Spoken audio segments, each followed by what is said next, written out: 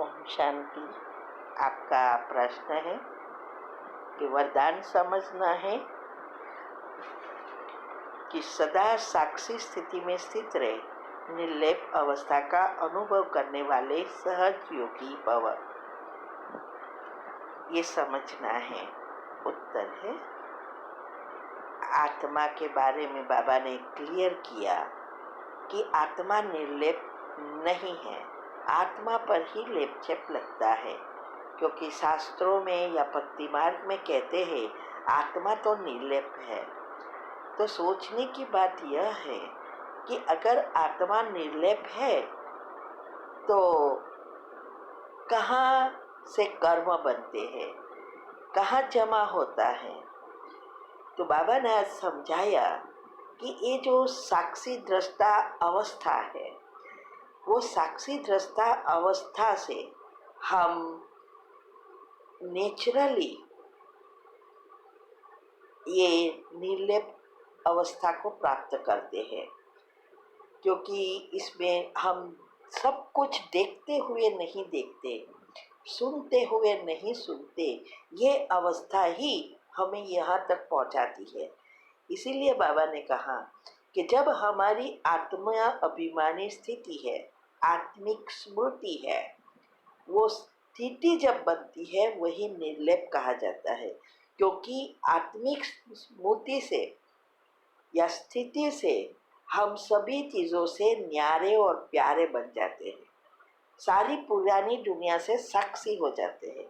सब कुछ देखते हुए, करते हुए, समझते हुए, उसका उपयोग करते हुए भी उसमें बंधन में नहीं जाते, कर्म बंधन नहीं बनते हैं।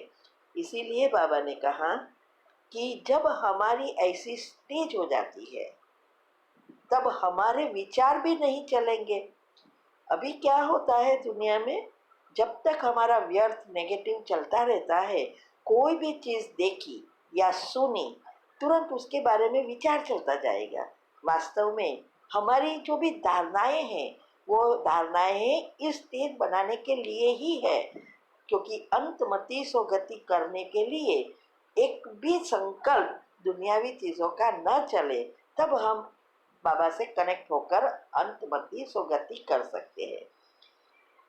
तो ये अवस्था बनाने के लिए ही बाबा अलग अलग अलग विधियाँ बताते हैं। जिसको जो विधि माफिक आती है वो करते हैं।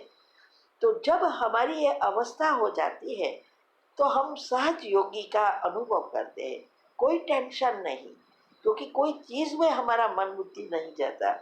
तो इसीलिए बाबा ने कहा कि भले दुनियावी चीज़ों से हम जुड़े हैं, साथ में हैं, फिर भी कर्म बंधन से मुक्त होते हैं, मना निर्लेप है। तो ये आत्मा अभिमानी स्टेज निर्लेप कहा जाता है।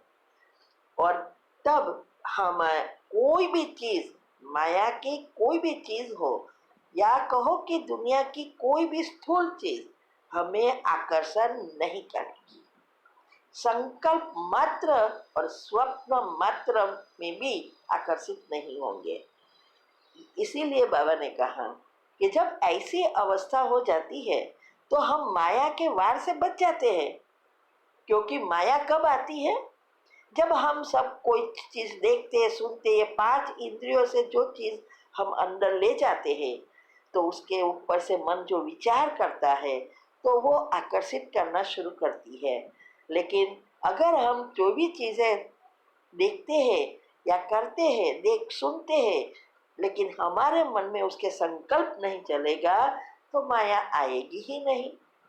और ये आलस्य, अलबेलापन, भोग विलास, निंद्रा सब खत्म हो जाएगा। अगर हमारा अभी भी ये स्टेज है, इसका मतलब अभी हम मूलाधार में ही घूम रहे हैं। तो हमें पहले विधि जितनी अपनाएंगे उतना हमारी चक्र खुलते जाएंगे, और जब अनाहत तक पहुंच जाएंगे तो हमारी ये नेचुरल स्टेज हो जाएगी। ठीक है। ओम शांति। आपका प्रश्न है स्लोगन समझना है, शुभ भावना और शुभकामना द्वारा सूक्ष्म सेवा करने वाले ही महान आत्मा हैं। तो ये सूक्ष्म सेवा क्या है? उत्तर है, देखो, जब हम योग की पहली अवस्था पक्की करते हैं तो हम व्यर्थ नेगेटिव बातों से मुक्त हो जाते हैं और पॉजिटिव विचारों का स्रोत बन जाते हैं, जिससे शुभ भावना शुभकामना नेचुरल हो जाती है।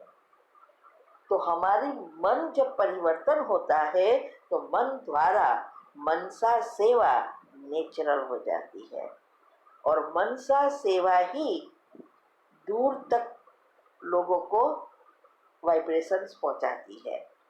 इसीलिए ये सूक्ष्म सेवा ही मनसा सेवा है। जब हम अपने आप को परिवर्तन कर देते हैं तो ये सबसे बड़ी सेवा होती जाती है। एक तो सूक्ष्म तो होती है और स्थूल में भी हमें देखकर कईयों को प्रेरणा मिलती है। तो इसीलिए मनसा सेवा सबसे श्रेष्ठ भाग्य बनाने की चाबी है। ठीक है, ओम शांति। आपका प्रश्न है कि आपके दो नड़न और एक देर है और आप ये तीनों को आपके हस्बैंड बहुत हेल्प करते हैं और उसका भाई का कोर्ट केस चल रहा है तो सारी बातें उस हस्बैंड को सुनाते हैं, जिससे वो बहुत गुस्सा उसको आता है। तो हम ये कैसे योग का प्रयोग करें? हम इन तीनों को हेल्प करते हैं ऑलवेज, बट अब मैं हस्बैंड को ये वाइब्रेशन दूँ कि वो तीनों भाई बहनों से मुक्त रहे, तो मेरे विकर्म नहीं बनेंगे ना? उत्तर है, देखो, ये आपको ये तीनों को और आपके युगल को भी और सारे फैमिली मेंबर को क्षमा की कमेंट्री करो। जो मैंने बताई है आप चेक करो और लिस्ट बनाओ कि कैसे क्या चाहिए। इसमें ऐसे नहीं मुक्त रहे, मुक्त हो गए हैं, इस आत्माओं के साथ हिसाब किताब चुक्त हो गए हैं। अब इस आत्माओं के कर्म बंधन से मुक्त होकर अब वो इस सभी चीजों से मुक्त होकर अब बहुत अच्छी रीति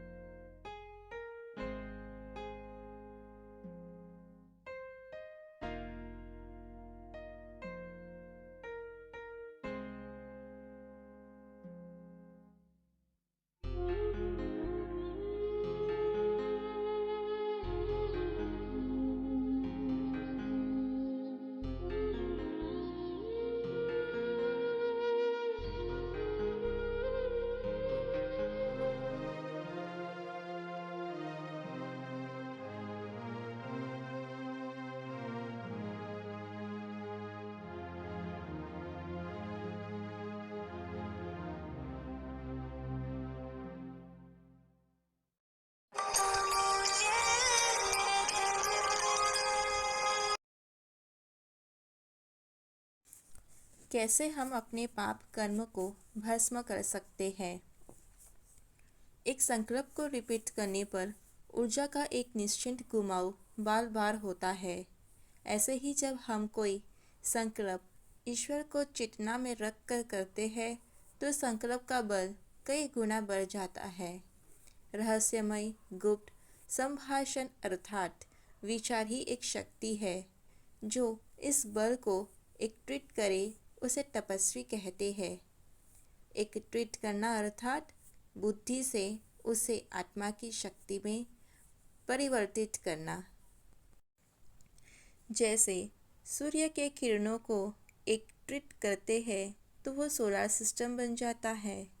वैसे ही जब हम परमात्मा के किरणों को मन बुद्धि से आत्मा पर एकत्रित करते हैं तो वह शक्ति सोलर की तरह बन जाती है, माना अग्नि का रूप धारण करती है। तब बहुत पाप कर्म भस्म होते हैं। तपस्वी भी अपने स्तर के अवतार होते हैं। उनकी मानसिक शक्ति विश्व के नियंत्रण, संचालन और परिवर्तन में महत्वपूर्ण भूमिका निभाती है। मीठे और कड़वे विचार व शब्द अपने अपने भले व बुरे परिणाम उत्पन्न करते हैं। संकल्प मानसिक, शारीरिक, नैतिक व भौतिक क्षेत्रों पर प्रभाव डालते हैं।